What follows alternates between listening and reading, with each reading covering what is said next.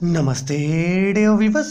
आज के इस वीडियो में हम लोग कंडक्टिंग मीडिया में जो वेव इक्वेशन होता है इलेक्ट्रोमैग्नेटिक वेव्स का, इसकी बात करने वाले हैं। देखिए प्यारे व्यूअर्स, जब भी कोई इलेक्ट्रोमैग्नेटिक वेव किसी कंडक्टिंग मीडियम में प्रोपगेट करती है तो उसके प्रोपगेशन के लिए हम लोग कुछ वेव इक्वेशन पता करते हैं। ओके, जैसे हम लोगों ने वैक्यूम में पता किया था, प्लाज्मा में पता किया। ओके, जैसे डाइलेक्ट्रिक मीडिया, जैसे नॉन कंडक्टिंग मीडिया कहते हैं, है ना, उसमें पता किया। उसी प्रकार साथियों सेम प्रोसेस होता है कंडक्टिंग मीडिया के लिए भी। ओके मेरे प्यारे व्यूअर्स, अनबाउंडेड मीडिया का ये एक बहुत इंपॉर्टेंट टॉपिक है। अब देखो, ऐसा नहीं है कि कंडक्टिंग मीडिया में हमें केवल और केवल वेव इक्वेशन ही पता करना होता है, हमें काफ़ी चीज़ें पता करनी होती है। जैसे कि रिफ्रैक्टिव इंडेक्स, है ना, किस प्रकार का रिफ्रैक्टिव इंडेक्स होता है ना, जो फेज वेलोसिटी होता है इलेक्ट्रोमैग्नेटिक वेव्स का कंडक्टिंग मीडिया में, स्किन डेप्थ किस प्रकार का होता है ना, क्या कंडक्टिंग मीडिया में जो वेलोसिटी है इलेक्ट्रोमैग्नेटिक वेव का वो डिक्रीज करता है एंटर करते हैं या नहीं, है ना, इन सब बातों पर हमें चर्चा करनी है। ओके, तो इस पर जो है हम लोग गहराई से चर्चा करेंगे आने वाली वीडियोज़ में। इस वीडियो में हम लोग केवल और केवल वेव इक्वेशन पता करेंगे कंडक्टिंग मीडिया के लिए। बट आपको जैसा पता है, कंडक्टिंग मीडिया के लिए वेव इक्वेशन पता करने के लिए हमें क्या चाहिए, मैक्सवेल्स इक्वेशन का प्रयोग करना होगा। तो साथियों, कंडक्टिंग मीडिया में जो चार्ज डिस्ट्रीब्यूशन होता है, ओके, रो, उसका वैल्यू 0 से इक्वल होता है। ओके, बट यहाँ जो इलेक्ट्रिकल कंडक्टिविटी होता है कंडक्टिंग मीडिया में, सिग्मा, उसका वैल्यू 0 से इक्वल नहीं होता, जिसकी वजह से जो करंट डेंसिटी होता है ये भी 0 से इक्वल नहीं होता, क्योंकि जो करंट डेंसिटी है वो सिग्मा एरो ई अर्थात इलेक्ट्रिक फील्ड इंटेंसिटी से इक्वल होता है, या आप ऐसा कह सकते हैं इलेक्ट्रिक फील्ड स्ट्रेंथ। ओके, सो इस केस में, कंडक्टिंग मीडिया के केस में जो मैक्सवेल इक्वेशन है वो थोड़ा सा बदल जाएगा। प्यारे व्यूअर्स, मैक्सवेल्स इक्वेशन जो है, जो मैक्सवेल के 4 इक्वेशन है, उनमें से पहला और दूसरा इक्वेशन जो है वो लगभग हर एक मीडिया में सेम होता है। बदलता कौन सा है, तीसरा और चौथा। ऐसा इसलिए होता है प्यारे साथियों, क्योंकि जो पहला और दूसरा इक्वेशन है ये इंडिपेंडेंट इक्वेशंस है ये दोनों, लेकिन ये दोनों जो है तीसरे और चौथे इक्वेशन जो है मैक्सवेल के, ये डिपेंडेंट इक्वेशन है। ओके, मतलब यहाँ पर इलेक्ट्रिक फील्ड और मैग्नेटिक फील्ड दोनों का भागीदारी होता है, इसकी वजह से, है ना, ये दोनों ही ज़्यादातर हर एक मीडिया में इनका ही जो एक्सप्रेशन है वो बदलता रहता है और पहले और दूसरे का लगभग सेम रहता है।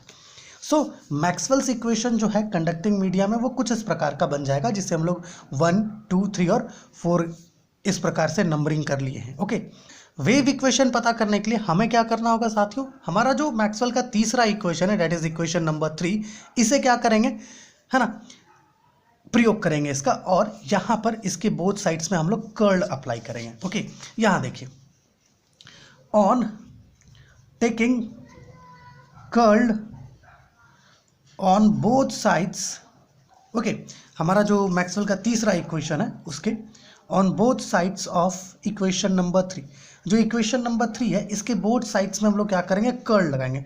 कर्ल बोले तो डेल क्रॉस, अगर डाइवर्जेंस बोले तो डेल डॉट। ओके, तो कर्ल मतलब del cross, okay, arrow del cross arrow E is equal to arrow del cross, यहाँ पर क्या है, minus mu D arrow H by D T है। ओके, चलिए इसको सॉल्व करें तो हमें वेव इक्वेशन पता चलेगा इन terms of electric field intensity, और फिर जब मैक्सवेल के चौथे इक्वेशन का प्रयोग करेंगे तो यहाँ पर हमें वेव इक्वेशन पता चलेगा इन terms of magnetic field intensity. Okay, आइए आगे बढ़ते हैं साथियों। ये जो आप देख रहे हो डेल क्रॉस एरो, ये एक्चुअली एक प्रकार का वेक्टर क्वांटिटी है जिसका वैल्यू जो है इक्वल होता है कुछ इस प्रकार का, arrow del dot arrow E minus del square arrow ई। ओके, और साथियों यहाँ पर ये जो एरो डेल है क्रॉस, ठीक है, ये जो है अंदर और बाहर, मतलब जो डिफरेंशियल ऑपरेटर्स होते हैं उसके अंदर और बाहर जाने के लिए बिल्कुल फ्री होता है, तो इसको हम लोग क्या करेंगे, अंदर लेके चले जाएंगे,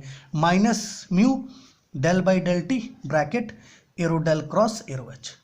अब आप थोड़ा सा ध्यान दीजिए, ये जो arrow del cross arrow H है ये क्या है, मैक्सवेल का चौथा इक्वेशन है और इसका वैल्यू हमारे पास प्रेजेंट है। तो चलिए इसके वैल्यू को यहाँ पर हम लोग लिख देते हैं, minus mu del by del T, okay, क्या है, एरो जे मतलब current density, plus epsilon del arrow E by del T. अब साथियों चूंकि जो करंट डेंसिटी है ये सिग्मा एरो ई से इक्वल होता है, हमने देखा ना सिग्मा एरो ई, तो एरो जे की तरह जगह क्या करेंगे हम लोग सिग्मा एरो ई सब्सटीट्यूट कर देंगे। तो यहाँ देखिए del del dot arrow E minus del square arrow E is equal to minus mu del by del T, okay, sigma arrow E plus epsilon del arrow E by del T. Okay, अब Maxwell के पहले equation के according ये जो हिस्सा है del dot arrow ये तो जीरो से इक्वल होता है ना, ये मैक्सवेल का पहला equation arrow del dot arrow E zero से इक्वल है।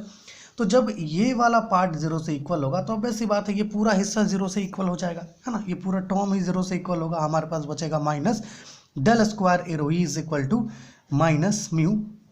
अब इस डेल बाई डेल टी को इस ब्रैकेट के अंदर लेके चलते हैं, पहले इसके साथ, तो यहाँ पर आ जाएगा sigma del arrow E by del T, कुछ इस प्रकार से। उसी प्रकार इसको क्या करेंगे, अंदर लेके चलेंगे। कहाँ लेके चलेंगे, इस दूसरे वाले टर्म के साथ। इसको आप ब्रैकेट में ले लीजिए और माइनस को बाहर रखिए, ठीक, क्योंकि अगर आप माइनस अंदर भी ले जाएंगे तो बाद में आपको इसको बाहर निकालना ही पड़ेगा, तो इससे अच्छा इसको बाहर ही रखते हैं। प्लस म्यू एप्सिलॉन, ये म्यू और ये एप्सिलॉन, ये डेल बाई डेल टी, यहाँ भी डेल बाई डेल टी, तो क्या हो जाएगा del square del T square, और यहाँ है एरो ई। ओके, कुछ इस प्रकार से बोथ साइड्स माइनस माइनस है, कैंसिल कर दीजिए। आपके पास बचेगा del square arrow E is equal to mu sigma del arrow E by del T plus mu epsilon del square arrow E by del T square, ठीक। तो ये जो आपको इक्वेशन यहाँ पर मिल रहा है, ये इक्वेशन क्या है, wave equation, okay, for electromagnetic waves in terms of electric field intensity, okay, in a conducting media, या फिर आप कह सकते हैं for a conducting media। उसी प्रकार साथियों जैसे हम लोग इक्वेशन नंबर 3 का बोथ साइड्स कर्ल ले रहे थे, उसी प्रकार जब हम लोग इक्वेशन नंबर 4 का इसका बोथ साइड्स कर्ल अर्थात डेल क्रॉस लगाएंगे तो हमें एक दूसरा वेव इक्वेशन मिलेगा जो मैग्नेटिक फील्ड इंटेंसिटी के टर्म्स में होगा, और वो इक्वेशन कुछ इस प्रकार का होता है। यहाँ पर आपको हम लोग लिख के दे देते हैं ताकि आप जो है इसे लिख सकें, है ना। और अगर आप इसे ऑब्टेन करना चाहते हैं तो बिल्कुल सेम प्रोसेस है, बिल्कुल सेम, यही प्रोसेस को आपको फॉलो करना है। आप कर्ल लगाओगे, आपको इस प्रकार का वैल्यू मिलेगा, जहाँ पर यहाँ पर डेल डॉट एरो ई आया है, वहाँ पर डेल डॉट एच आएगा, है ना। अब डेल डॉट एच भी जीरो से इक्वल है, जीरो से इक्वल होगा, और फिर आप इसको सॉल्व करोगे आपको समझ में आ जाएगा। सो जो इक्वेशन वहाँ ऑब्टेन होगा वो होगा del square arrow H is equal to mu sigma del arrow H by del T plus mu epsilon del square arrow H by del T square. Okay, ये क्या हो गया, wave equation for electromagnetic waves for a conducting media, okay, for a conducting media in terms of magnetic field intensity. Okay, so इसको equation number 5 ले लीजिए, इसको equation number 6 ले लीजिए। यहाँ पर हम लोगों ने 4 तक ऑब्टेन किया था, ये 5 और 6। इस वीडियो में साथियों हम लोग केवल और केवल क्या कर रहे हैं, वेव इक्वेशन पता कर रहे हैं कंडक्टिंग मीडिया का, है ना। ये पार्ट 1 है, ओके, पार्ट 1। इसके बाद एक और पार्ट आएगा जिसमें हम लोग बात करेंगे इलेक्ट्रोमैग्नेटिक वेव के फेज वेलोसिटी की, ओके, उसका जो स्किन डेप्थ है ना, उसकी बात करेंगे कि स्किन डेप्थ क्या होता है, कैसे पता करें, है ना। साथ ही साथ रिफ्रैक्टिव इंडेक्स की भी बात करेंगे।